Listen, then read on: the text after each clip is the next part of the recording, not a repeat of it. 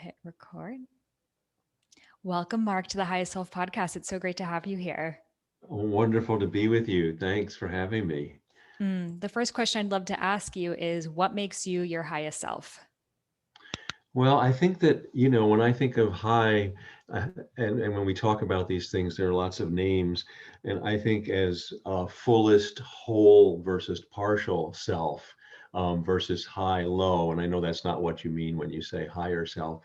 But I think for me, it is being authentic and returning to my full humanity. We are, as human beings, we are this living paradox. The human is very finite and limited and flawed, and the being is infinite and limitless. So we kind of walk around like lightning in a bottle. And so one of the things that's very important for me that I've learned over the years, and anything that we share, what I'm sharing are examples, not instructions. I think everyone has this deep wisdom within them, and it's being together like this that releases that wisdom, that introduces each other through real, authentic contact to our own gifts. So one of the things that I always come back to is I I I don't believe, or I haven't experienced myself a state of permanent enlightenment or clarity. I mean, maybe somebody experiences that. I'm not precluding it, but that hasn't been my experience. And so being human, being a spirit in a body and time on earth, um, I think we're all challenged to develop and inhabit a very personal practice of return. When I fall down, how do I get up? When I am numb, how do I get sensitive? When I am confused, how do I get clear? So, we might have some wonderful, I'm sure we will, conversation and moments here. And then I can get off this and take the garbage out, trip, spill it, swear, forget everything we talked about. And I have to then get up and find my way back. So, what are for everyone listening, a personal practice is what are the inner and relational tools in your toolbox personally that you turn to when you're off center? When you're afraid, how do you find safety again? When you're anxious, how do you find calm? And those tools differ for everybody. Some are common, but it's really incumbent on everyone to trial and error, and we can compare. Oh, you do this. Oh, I do that. Maybe I'll try this time and see what works. Medieval monks, I loved when asked how they practiced their faith, they would say by falling down and getting up. And I love that. I love that.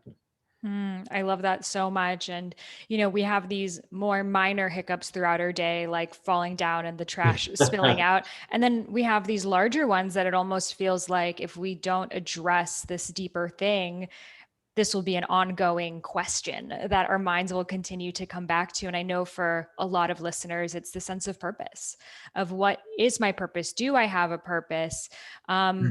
So your words really helped me. I was 23 years old in Bali and I was at the yoga barn in Ubud, and the teacher, her name was Bex.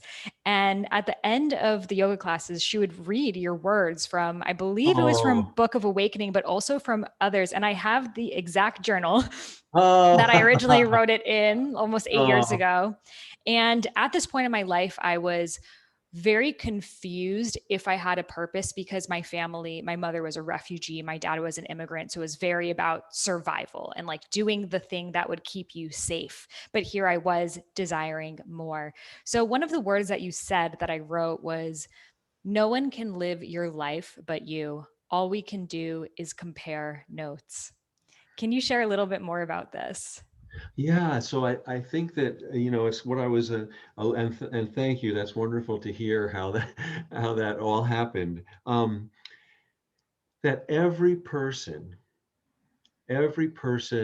has their own particular set of gifts And while the light is the same, like candles, no two candles are the same, but once they're lit, the light is the same. And so, we each are on a journey to discover what our gifts are and where to best apply them. So this is a wonderful thing to talk about. Let's really dig into this for a few minutes. And there was a medieval mystic, a female mystic, and I say female because there weren't too many that were acknowledged back then, a German mystic, Mechthild. And Mechthild said, uh, a bird doesn't fall from the sky. A fish doesn't drown in water. Each creature must find their own God-given nature. So it's easy for a bird and a fish because their makeup is pretty direct. But as human beings, we are so beautifully at once simple and complex, like facets to a prism. We can go in so many directions that the first part of the journey is often to discover that element, like what air is to a bird and what water is to a fish. So for a human being, it's what is the environment that allows our soul to breathe?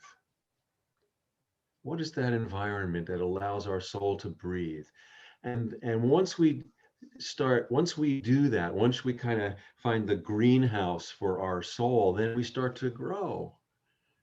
And then when we grow, we can start to see how is it that we can relate to others, be of use to others. We learn to open our eyes in order to see. If you don't look once your eye is open, what was the point of opening your eyes? And we learn to open our heart in order to love and care. And if we don't do that, what's the purpose there? And so one of the things I've come to believe, like our greatest purpose, like the sun's purpose is to emanate light and warmth in all directions without preference. What a great teacher. And our heart is our sun. Our initial purpose, whenever it gets complicated, I try to come back to the simple. My job is to emanate love and light in all directions without preference. Then when I walk in the day, then it gets complicated. And how do I do that? And where do I do that? And who do I trust? And those are all the human decisions. But I'd never lose sight of the fact that I have to emanate from my heart in all directions at once. So two other things about purpose here and gifts, and then maybe a story, is that I have come to feel like there's nothing wrong with working for what we want. But in my life, repeatedly, I learned that often working for what I want has been an apprenticeship for working with what I'm given. And often it's working with what I'm given, where my deepest gifts show themselves. We all know, like a wooden match. We all know in the tip of that match that in that phosphorus tip, the light is waiting until you strike it against a surface. Well, that's like our gifts. Our gifts are waiting until their light and warmth won't show themselves until we strike our gifts against the needs of the world. And then boom. And then boom. So here's a story, if I can. I want to share a story. Is it good? Yeah. So here's a story about working with what we're given. And this comes from the 1700s. There was a Japanese monk named Tetsugen, and his purpose from an early age, he so wanted to translate the talks of Buddha into Japanese. It hadn't been done yet. And so this was his vision. He thought, I'm supposed to do this. So he had an artist friend. He said, look, you make these beautiful wood blocks to go along with it, and I'll translate them, and we'll beg alms so we have enough money to publish the holy text. And they were young, and they went off to do this. Years went by. After about 9 years or so, all of a sudden in northwest Japan, where Tetsugen was from, there was a flood like Katrina or Irma, like these massive floods. So he gave all the money away to help the people where he grew up and went out and started all over, kept translating. His artist friend kept doing the wood blocks. And another 9, 10 years later, in another part of Japan, there was a famine. And Tetsugen's heart had been opened. He said, well, I didn't grow up with these people, but what's the difference? And he gave the money away all again. And after 25 years, he finally published the talks of Buddha in Japanese with the beautiful wood blocks. And today in Kyoto, there is an original edition under glass, and the plaque reads, in his lifetime, Tetsugen published 3 versions of the holy text. Only one is visible. And so he was able to do both. What he could see was his purpose, but the purpose he couldn't see was the way that he was supposed to translate Buddha's talks was by living them. So we never know, we work for what we can see so that we can discover where we're supposed to give and where we're supposed to help and be of service. Mm. I love that. We work with what we can see so we can discover what we can give. And it really allows it to be something so much greater than us. And our excuses become so finite when we realize, that story I have, that limiting belief is holding me back from being of service to humanity. And, what a travesty that would be. I feel like so many of us, we face pressures from our family. And you also said this quote, which I have in my journal. To appease her mother, she went back to the river and put her old skin on. Yeah. Now, this is a very powerful story that also is an anonymous story, and this is worth sharing too. So, on the one hand, we're always trying to uncover our true gifts, and on the other hand, we're always trying to make sure that we aren't muffled by false coverings. Doesn't matter how much you learn, how wise you are.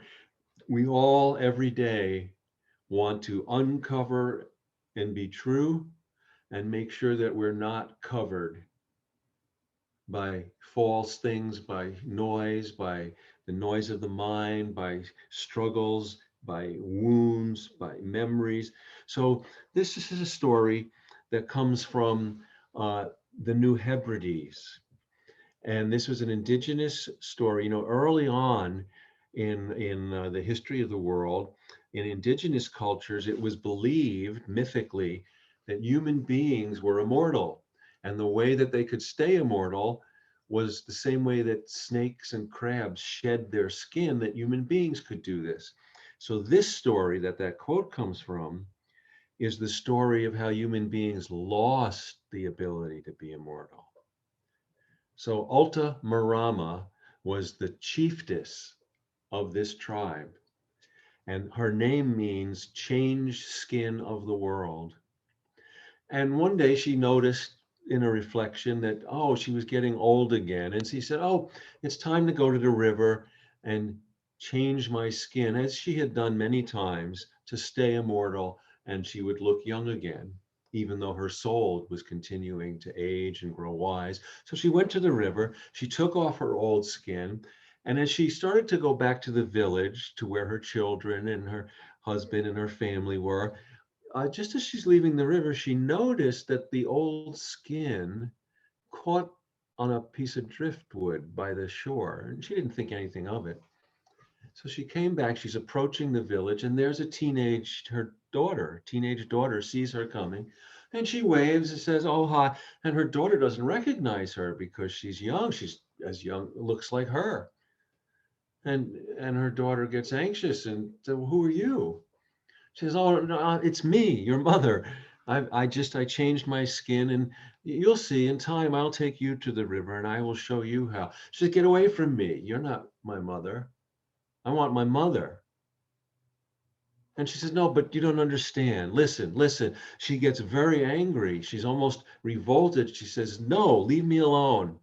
I don't want to have anything to do with you. You're not my mother."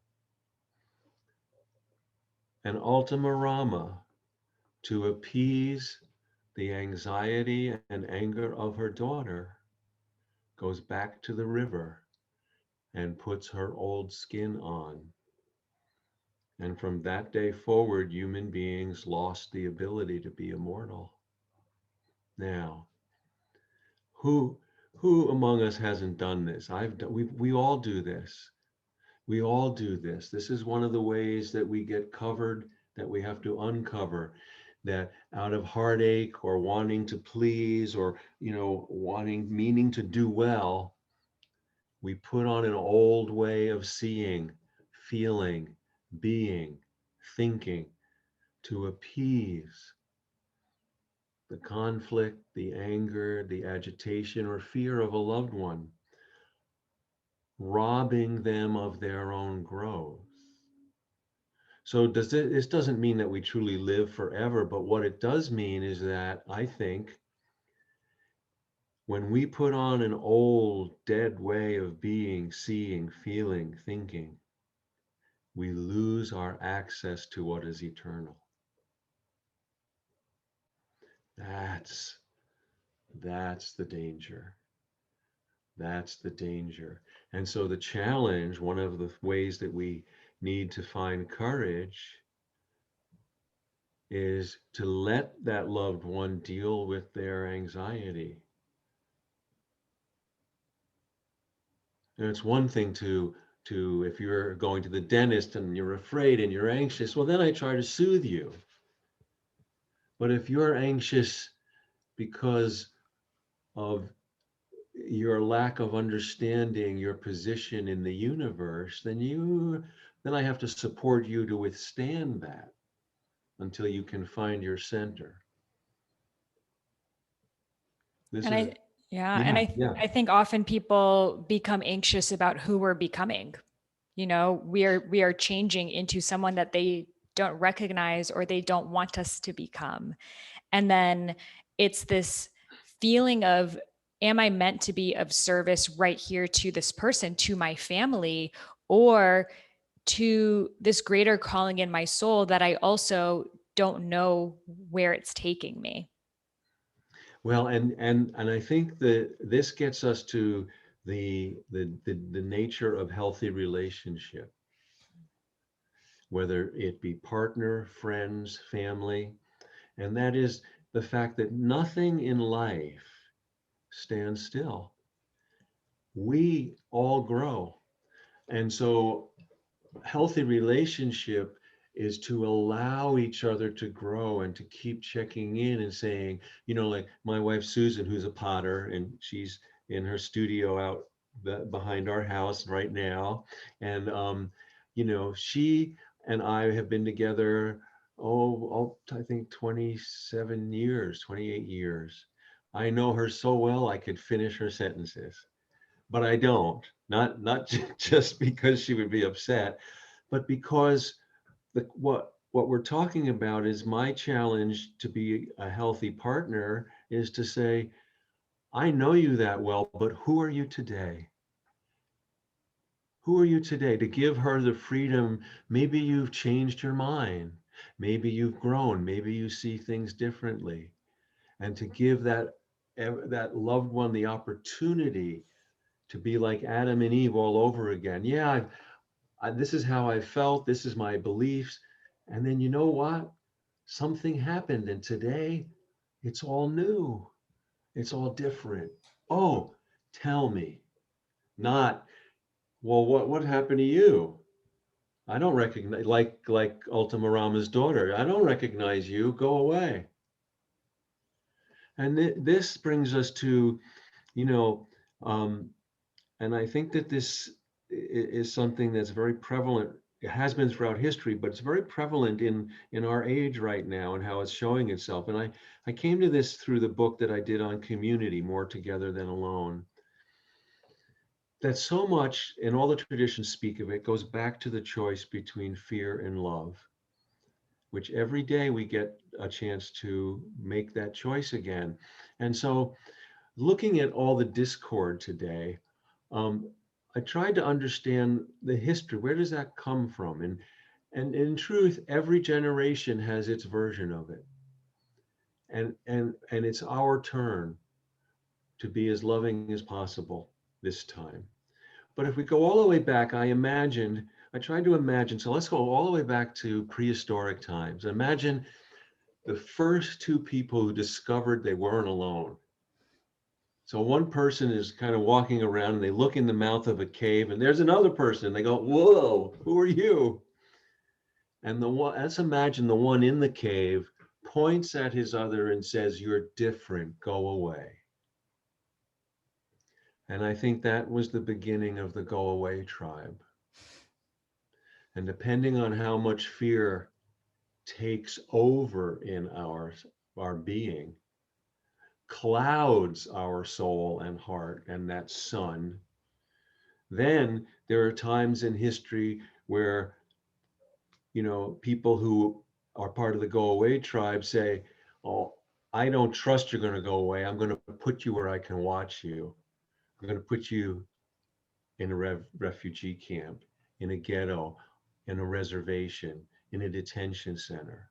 And there's been these horrible times in history when fear has metastasized so deeply that the go away tribe says, "Well, I can't even trust you're there. I'm going to make you go away." And we have these horrible periods of genocide. But if we go all the way back to the cave, and the person at the mouth of the cave, he or she sees his other and says, "Oh, you're different. Come teach me." And that was the beginning of the Come Teach Me tribe. And when that takes precedence in our being, when love leads the way, then we go, "Oh, thank God you're not me. Teach me all I don't know." Together, we're more together than alone. Thank God. And when that has stepped forward, we've had the greatest periods of enlightenment in history. But the catch is we belong to both tribes. Hmm.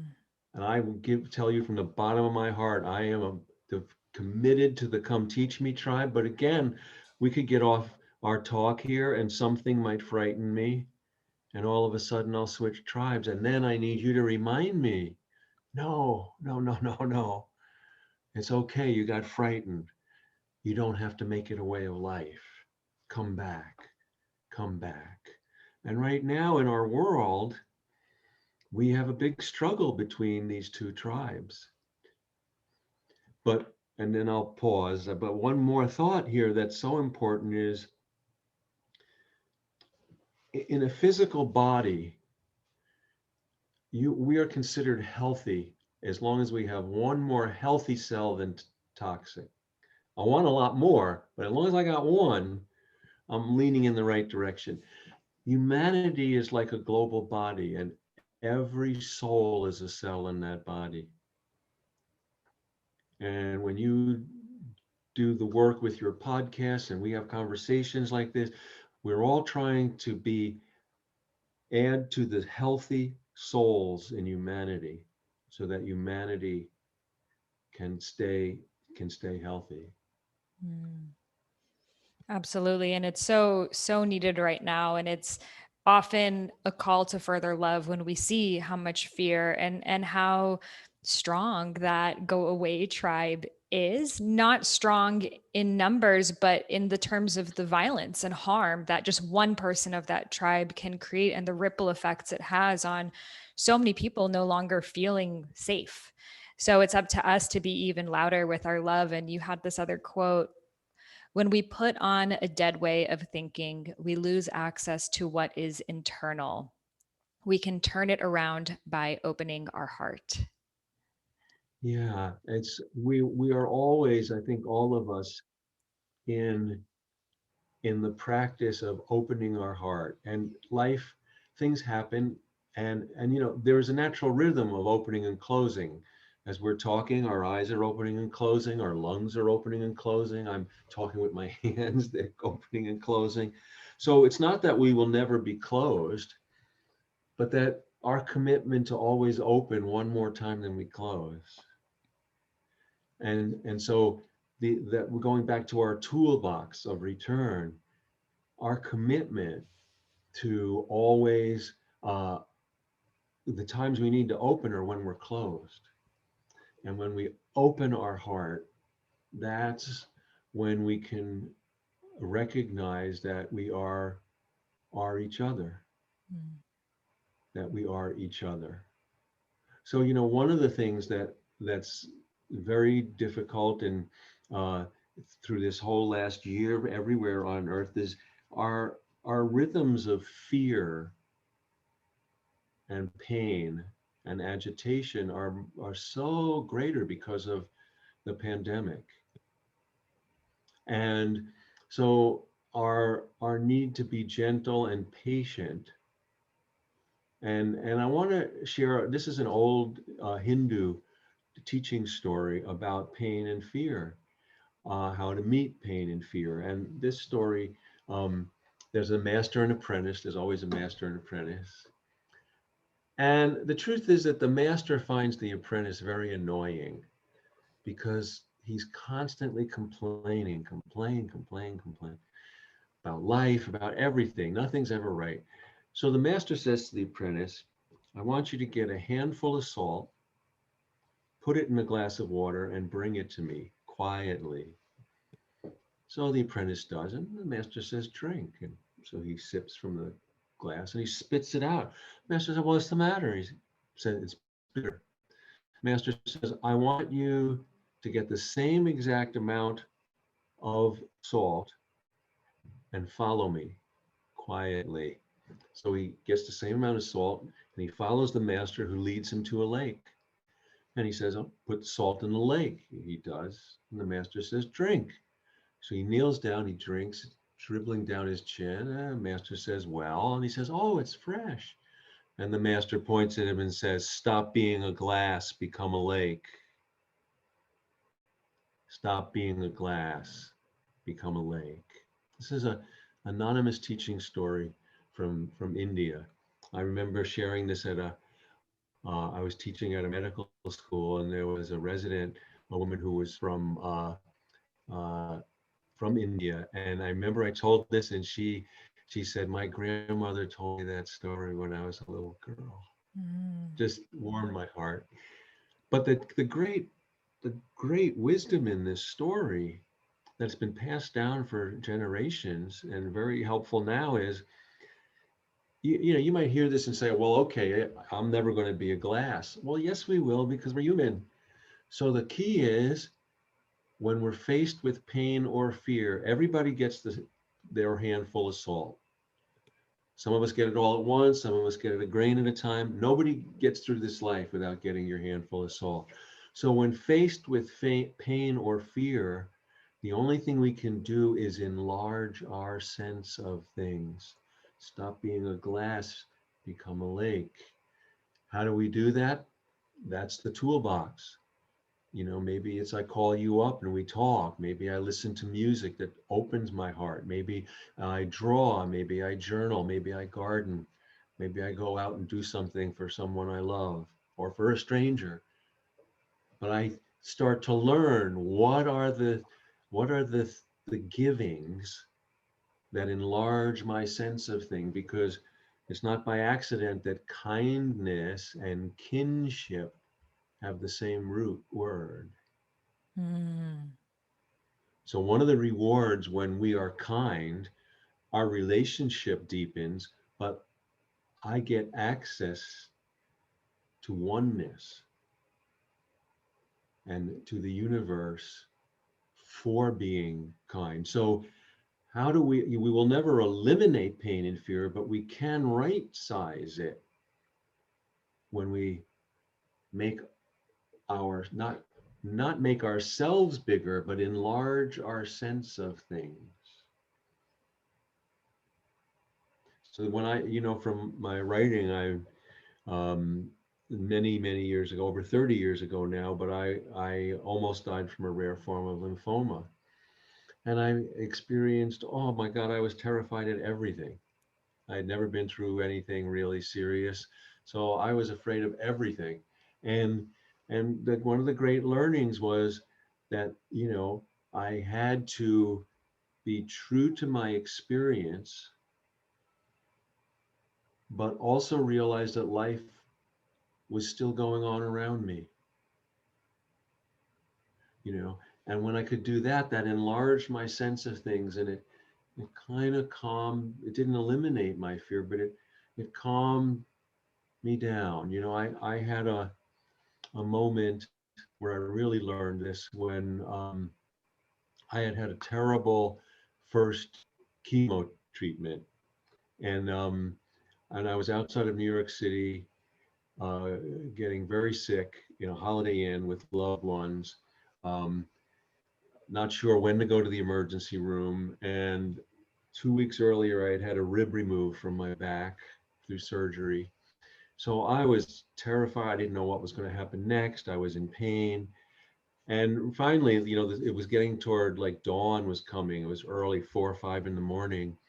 And we did eventually go to the emergency room. But as I was on the floor with my hands on my knees, exhausted, as the sun came up, I think because I was exhausted, not through wisdom on my part, I couldn't keep the rest of life out. And so all of a sudden I realized this is true for me, but somewhere nearby a baby's being born.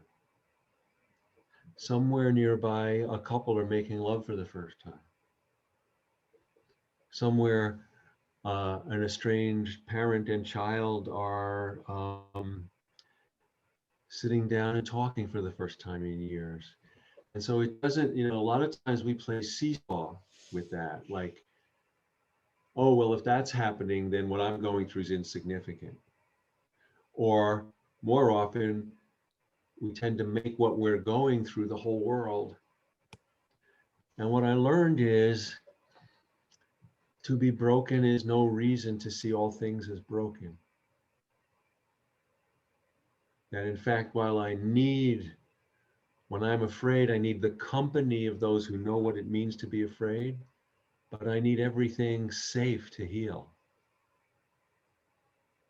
When I'm broken, I need the company of someone who knows what it's like to be broken, but I need everything not broken to heal. And this has been a big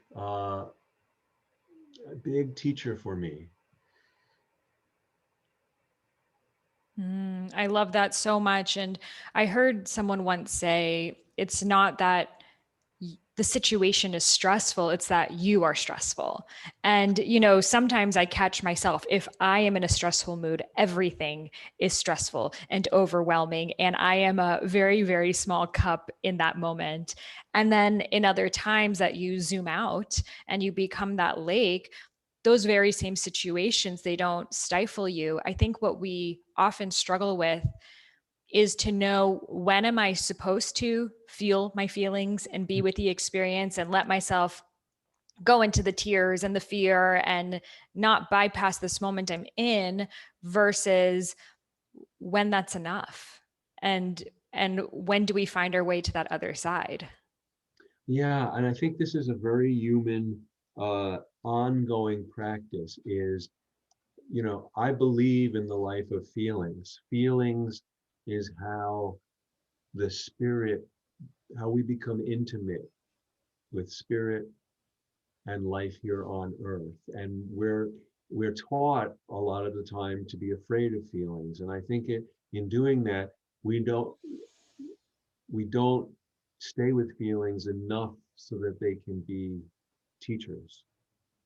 So like you all know, like if you have a garden hose, and it's tangled or kinked, Then when you open it, there's a lot of pressure.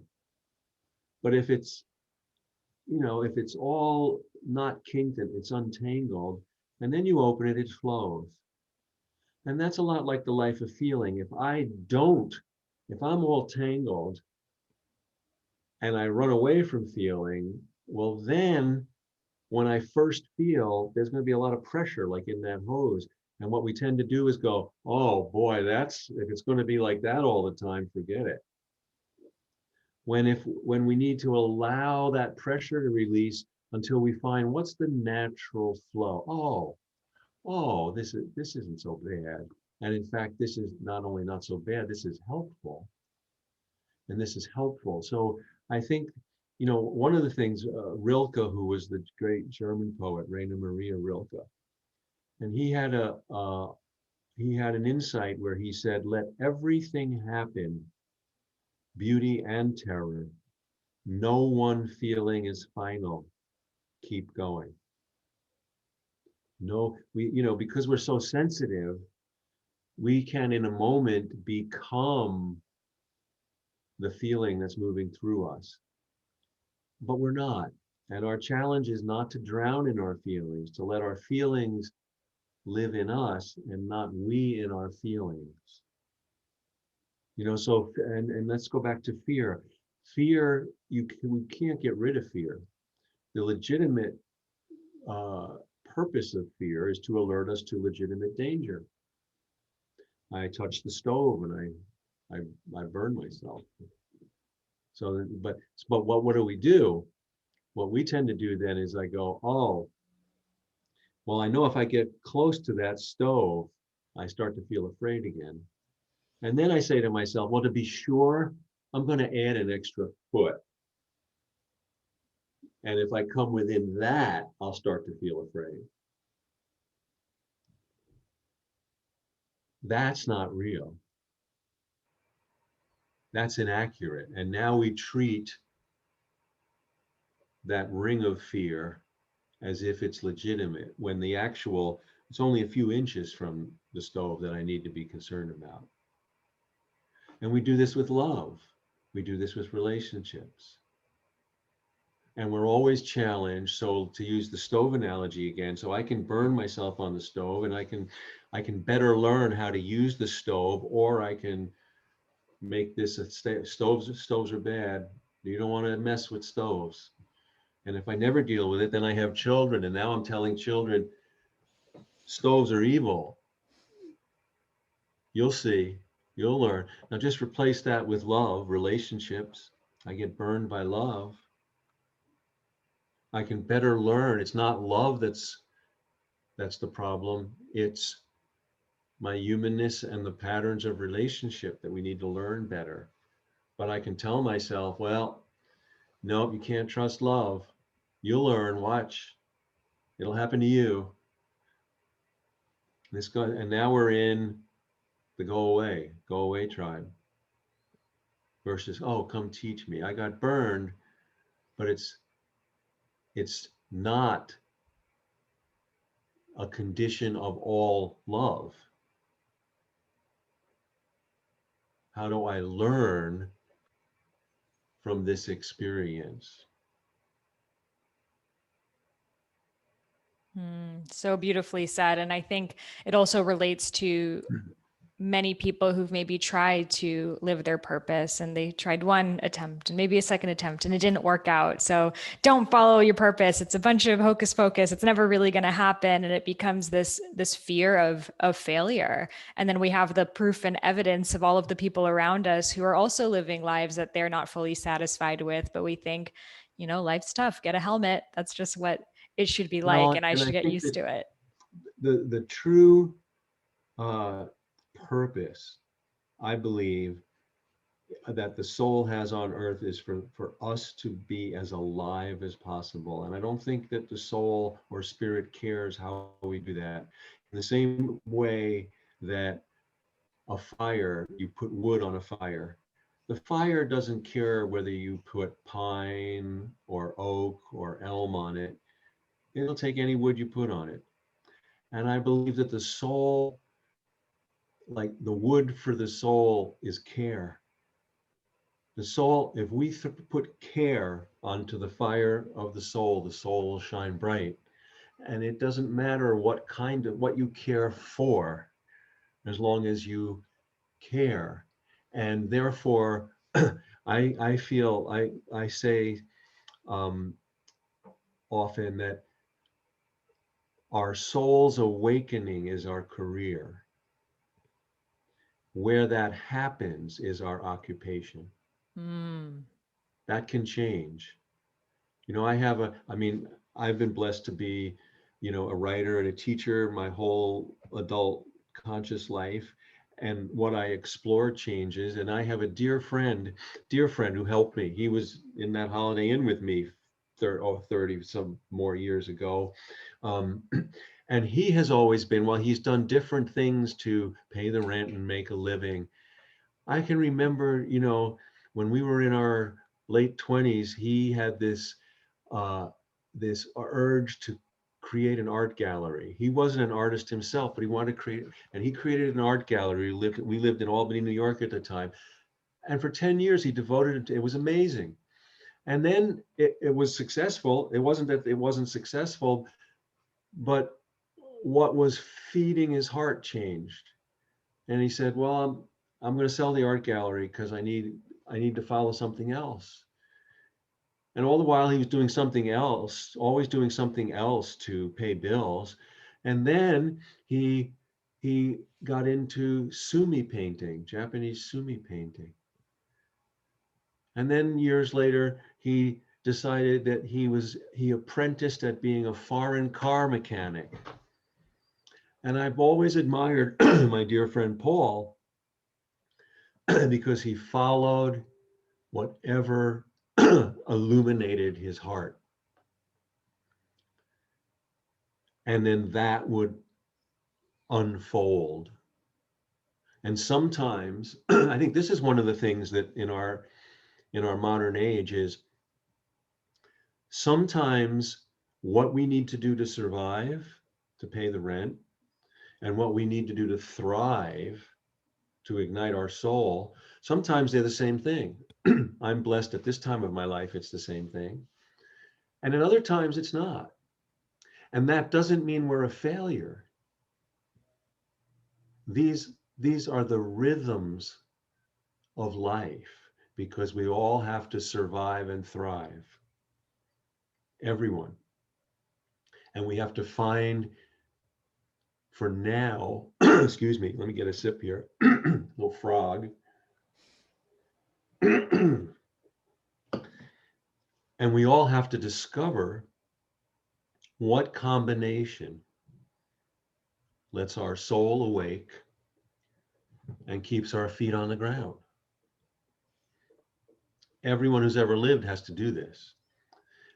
But we have been taught so strongly that we are what we do, that if we don't get to do what we love 100% of the time, we're a failure. When what we get to do to survive often teaches us how to better do what we love. And I think so there's an openness. So here's a small story about purpose. There's a cyclist, a professional cyclist, like Lance Armstrong kind of cyclist. And he's preparing for a race like the Tour de France. And he's serious, he has all the state of the art equipment. He shaves all the hair off his body so there's no resistance. And finally, the day of the race comes. And the first day is through the hills. And they're off. And he is, after about a few hours, he is so far ahead that as he comes over a hill, briefly for seconds upon seconds, as he's coasting down the hill, you can't see the other racers. And as he's coming down the hill, coasting, out of nowhere, a great blue heron with its wings spread swoops down over his handlebars. He's stunned. It literally stops him. He stops and straddles his bike because the heron had opened something he'd been chasing. Mm. The other racers are catching up. He's straddling his bike, stunned at what all just happened. And now we cut to years later, and he's standing on his back porch looking into the woods behind his home. And once in a while, if you ask him, what cost you the race? Once in a while, he'll say, I didn't lose the race, I left it.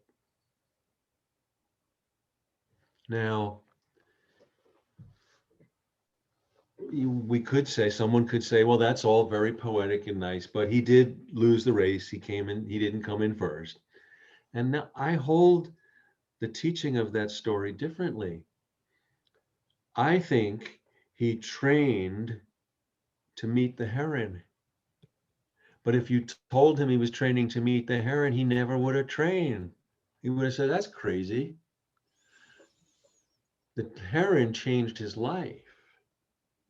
So we train for what we're back to. We can train for what we can see because it will often lead us to what we can't see.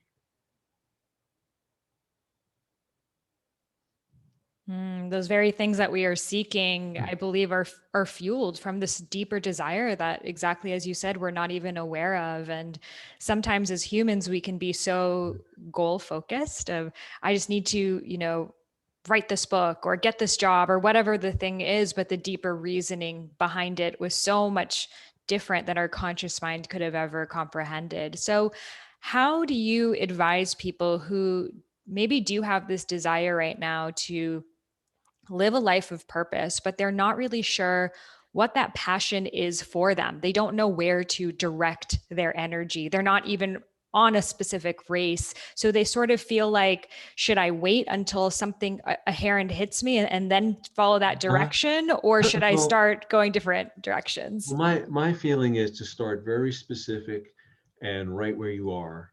You know, Mother Teresa had talked about courage being doing small things with love, and to treat, and Gandhi, he named his autobiography My Experiments with Truth.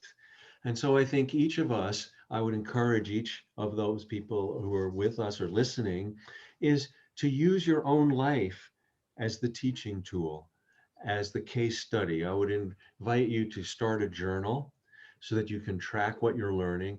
And then I would invite you to, you know, ask yourself every day as you are doing things and meeting people and learning things and trying things, to ask this question: is this heartening or is this disheartening? If it's disheartening, stop doing it. If it's heartening, keep doing it. And journal about what you learn when your heart comes alive. And the more you do that, the lessons, your heart will start to be your teacher and will lead you to what is heartening. And then it will become clear where you can strike the gifts, your gifts, like a match against the needs of the world.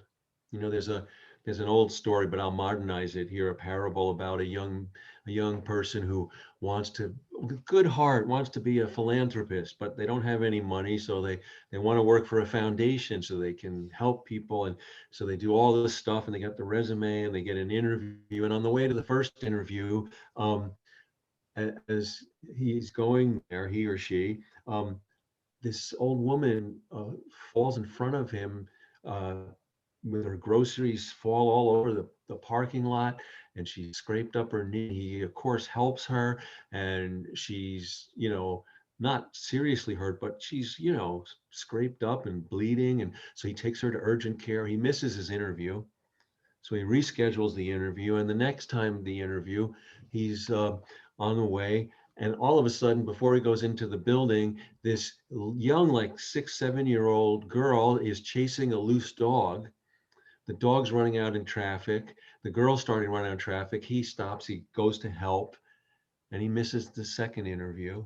By this time, the foundation, they think he's a slacker, so they don't give him any more interviews. And all the time, he thinks he's a failure.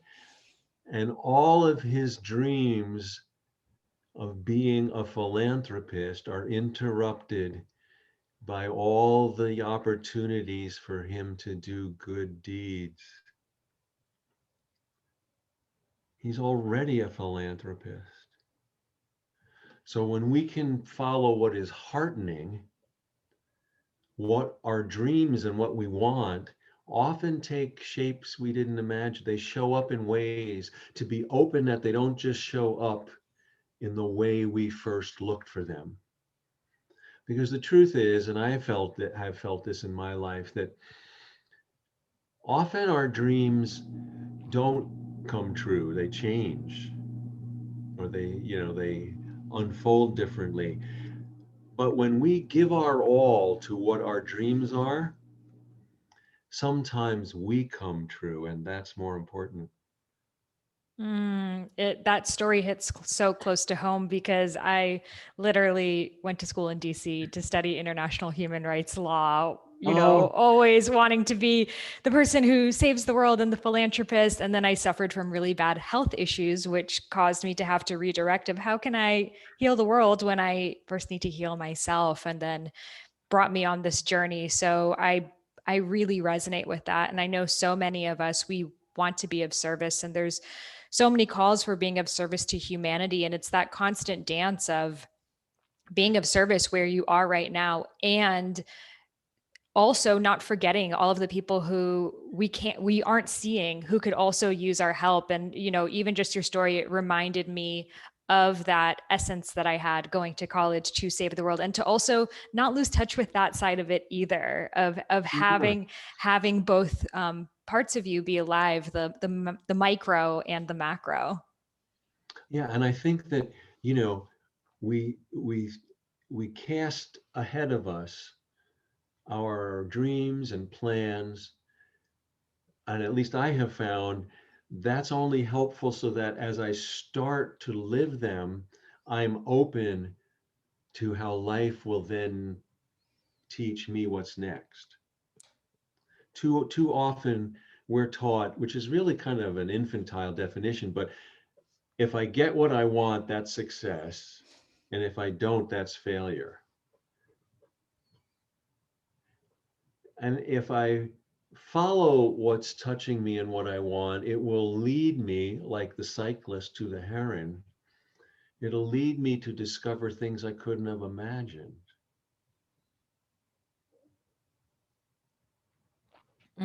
And I think that's so important because right now, manifestation is such a buzzword in the spiritual community, especially in the social media space. And it's really so focused on, I want to make this much money or get this accolade or this often material possession or partner or whatever else it is. And if I can manifest that thing, that will be the thing that shows my spiritual abilities back to me. And it's really more opening up your heart to, as you say, allow that journey to guide you versus basing your success based off of, in fact, how miserable would our lives be if all of our goals actually happened, and we were limited to only those things. We wouldn't have even been aware of so many of the beautiful mysteries of our lives that have unfolded and will continue to.